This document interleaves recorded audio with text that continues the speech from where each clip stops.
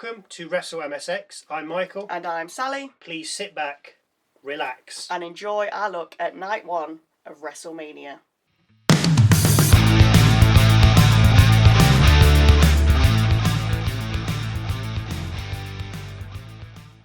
Lin-Manuel Miranda, I'm hoping I've not butchered his name, treats us to the opening monologue and gives us a brief history of WrestleMania. This is followed by the host of WrestleMania then heading to the ring, John Cena. Cena says the road to WrestleMania has been chaos, but the time to talk is up and the time to deliver is now. He welcomes us to WrestleMania, the fireworks go off, and we begin the greatest spectacle in the wrestling calendar, WrestleMania. First up, the Usos and LA Knight versus The Vision with IShowSpeed.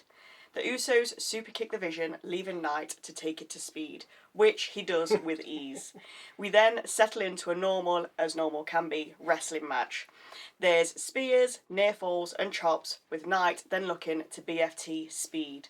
Speed, though, pushes Knight into Paul, who's on the apron, sending him crashing to the floor. Theory sees this, grabs Knight and tells Speed to come at him off the rope.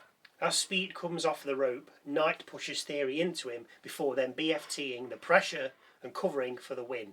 After the match, Paul blames Speed for the loss and set him up on the announcer's desk to splash him from the top of the ring post. He didn't manage it though, as the Usos and Knight came back, beat up Paul and put him on the announcer's desk. Speed was then encouraged to leap from the top of the ring post, which he did, putting himself and Paul through the desk. So is Speed now a good guy? I'm not even bothered. Next up, Jacob Fatu versus Drew McIntyre in an unsanctioned match. Sanctioned, yes. This is very serious as the ref is dressed in black. So serious right now. Just as Drew makes it to the ring, Fatu dives out at him with all hell then breaking loose. Chairs, toolboxes, phones, Drew and tables are all brought out to play, with Fatu getting the first cover attempt after throwing Drew into a chair and following up with a moonsault.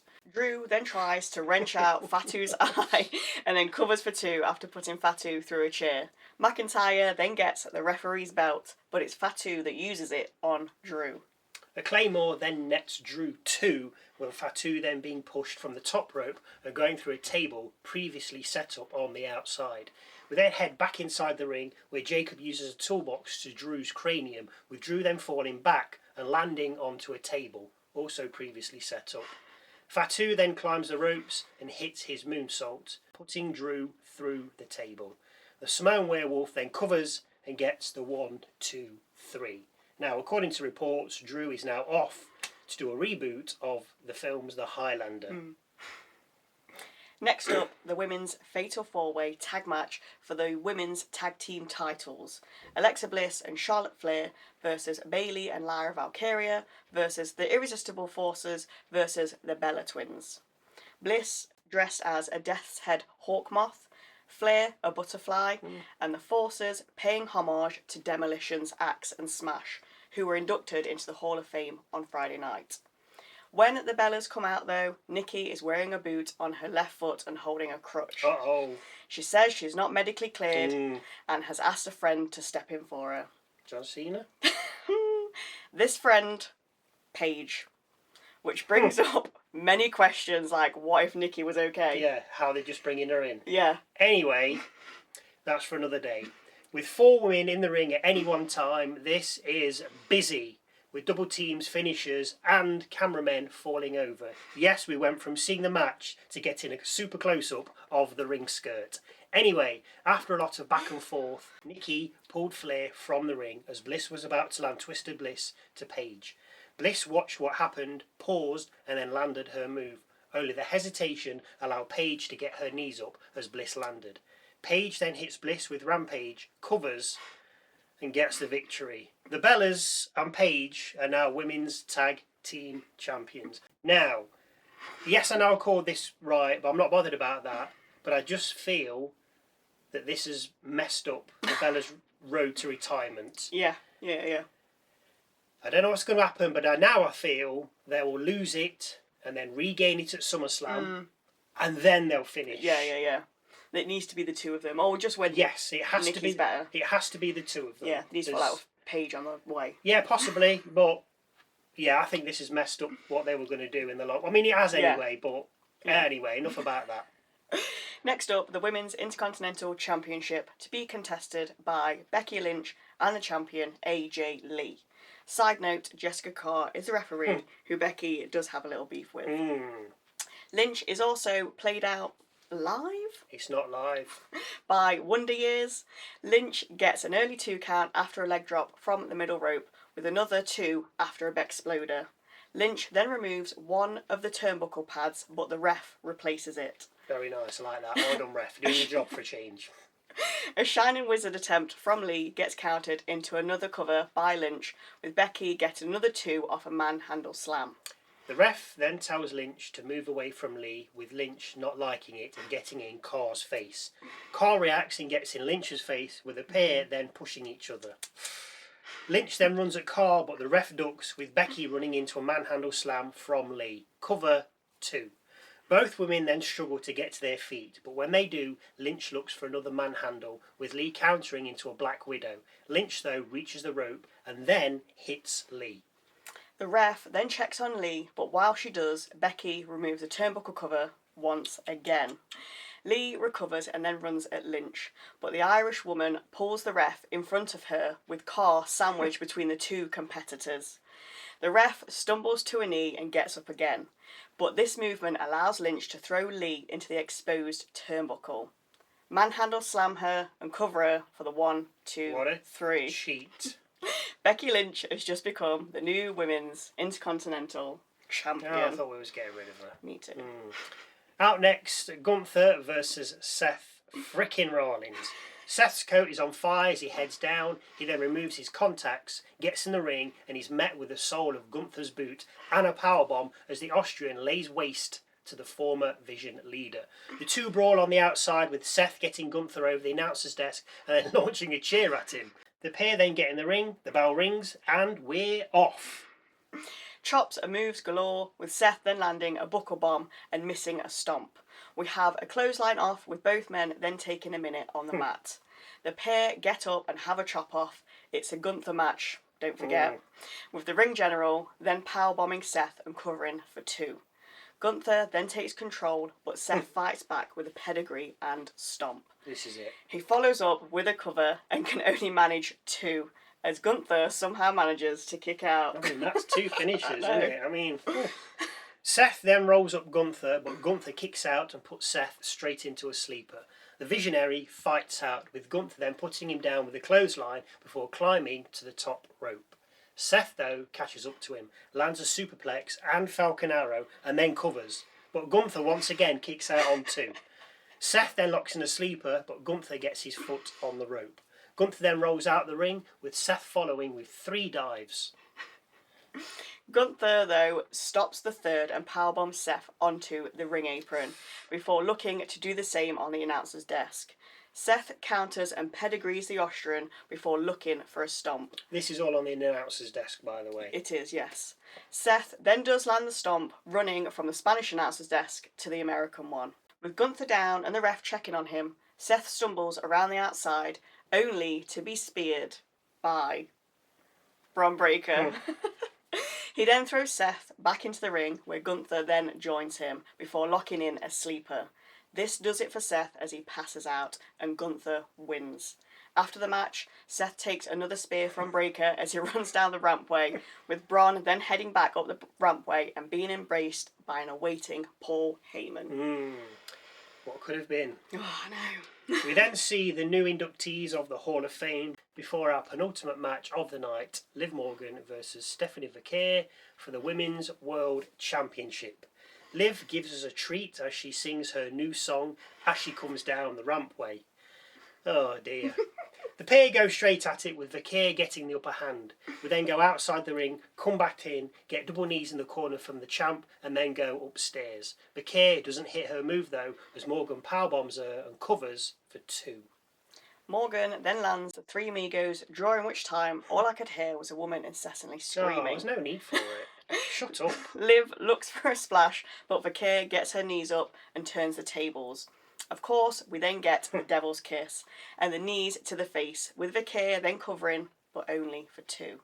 Liv then lands a backstabber and teases a Devil's Kiss, but Vaquer escapes. Oh yeah, of course, her own move. Of course she does. Liv then lands a Codebreaker and looks for Oblivion, but Vaquer ducks it and lands Oblivion herself. But again, only manages 2 on the cover. Vaquer then goes high, but out comes Roxanne Perez to distract the ref. As she does, Raquel Rodriguez on the other side of the ring pulls Vaquer down, with Liv then executing Oblivion and covering again for 2. Vaquer then fights off the Judgment Day members as they get on the apron, with Morgan then looking to dive at her opponent. Only Vaquer moves out the way, with Morgan diving out the ring at R-Rod. Vaquer then crossbodies Perez and Rodriguez from the top rope, with Liv then throwing her into the ring steps. The pair then head back into the ring, where Morgan lands a Codebreaker from the second rope before following up with Oblivion. Morgan then covers and gets the 1, 2, 3. Liv Morgan has just become the new Women's World Champion. After the match, Dom joins her in the ring for the celebrations. Oh, I think we knew that was going to happen, really. Yeah. Especially with a new pop song coming out. Exactly, yeah. John Cena then heads out and gives us the attendance. For all you nerds out there, 50,816, which isn't many. I thought they'd be like 70, 80. Looks like millions. It does. But there's hardly any there. He's then joined by Bianca Belair. And to cut a long story short, she's pregnant. So that's what Montez Ford's been up to. Yeah. Cena then increases the attendance by 1 and tells us the main event is next. So, to the last match of the night and the main event of the evening, Randy Orton with Pat McAfee versus Cody Rhodes for the WWE Championship. After a video package of what's happened between the pair over the last 15 years and the recent Pat stuff, we finally get underway. Pat gets his own entrance. Which I get if it was a big deal, but he's literally a nobody. Pat then proceeds to flip off the crowd as he heads down the rampway, before then getting in the ring. Orton's out next with Captain America, Cody Rhodes, bringing up the rear.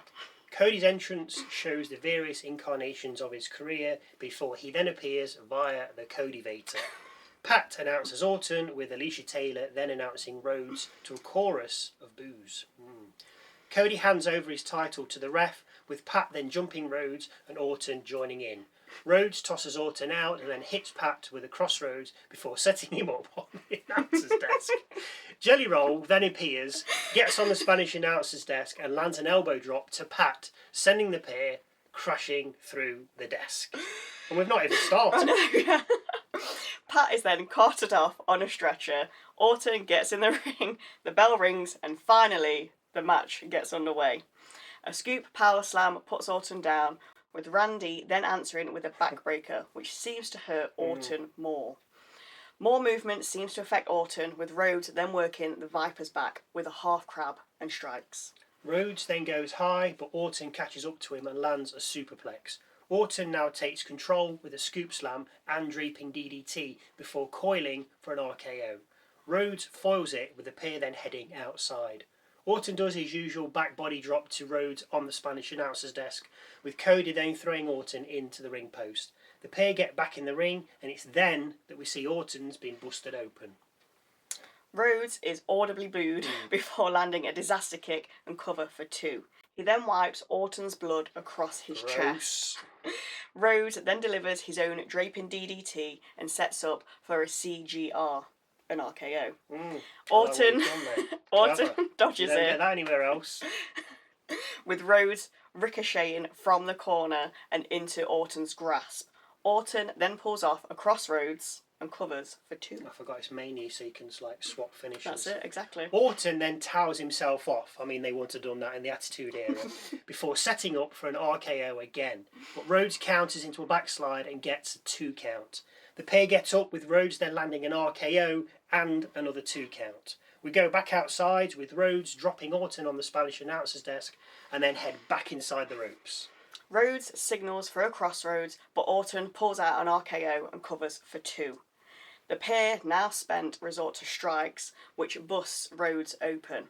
Cody then pokes Orton in the eye, which blinds him, with the Viper then grabbing the closest thing to him and RKOing it.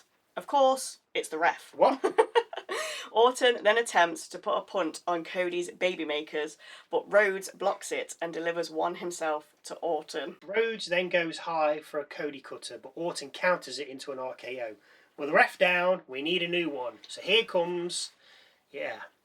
Orton covers Cody, but Pat counts that slow. Rhodes kicks out on 2. He's not very helpful, is he? He's He'd not, have been no. a fast count. Pat then goads Orton into finishing Rhodes, but Orton RKOs him, with Rhodes then grabbing Orton, delivering a crossroads and covering for the 1, 2, 3. Cody Rhodes has just retained his WWE Championship. After the match, while holding his title aloft, and to a few boos, Orton grabs the belt, hits Rhodes with it, and then punts him for good measure. WrestleMania goes off the air with Orton standing over Rhodes and holding his title. Which got me thinking. Oh, God. I'm wondering if, because there's possibly been a bit too much backlash to Pat McAfee. Oh, yeah. And it's the disappointment more than anything. Yeah. I mean, I'm not interested in him. I'm not bothered what I'm saying. I'm not interested in him. And I find him boring. And he's not the big name I thought that they was going to pull out the hat. It's like, who's this guy? Yes, I know he is, but it's like, who's this guy? Yeah. It's not like world known, is he? So I'm wondering if there's been that much backlash that they're like, We need to get him out. we need to get him out. So Randy, RKO him, get rid, Yeah. and then we can move this storyline on to something else Yeah. further down the line. Yeah. That's my impression. I don't necessarily think that this was in the pipeline. I just feel that if he was well received, They may have continued. they'd have been like, yeah, okay, we'll keep him in. Yeah. Orton, you can win, but I think this a bit, nobody likes him. Yeah. And we don't care. Get out. Seth Gunther match, I think, was the best match for me. Yeah, I enjoyed that. Yeah, I just feel it was the best one because what gets me about the matches is when there's a setup for a move and it misses. So the stomp and then Gunther gets out of the way and the pedigree. See, those kind of moves are easily reversed. Yeah. And that makes it look good. Yes. Whereas Oblivion, you just hang on to the rope. Yeah, exactly. Wow. Yeah. And Whereas just hang when on you a go rope. for a pedigree, like Gunther can stand up, which he did. Yeah, Or you can do different things. But for me, Gunther Seth, yeah. excellent. Yeah. You disagree? Agree? I mean, it was a good match, of course. Yeah, it was definitely a good match. Over all of them, I wasn't blown away by. Right, okay anything, then. really, So anyway, but- if you enjoyed our coverage, please give me a like, not this one. If you really enjoyed it, consider subscribing. Whatever you do, thank you as always for watching. And hopefully we'll see you Monday for night 2 of WrestleMania.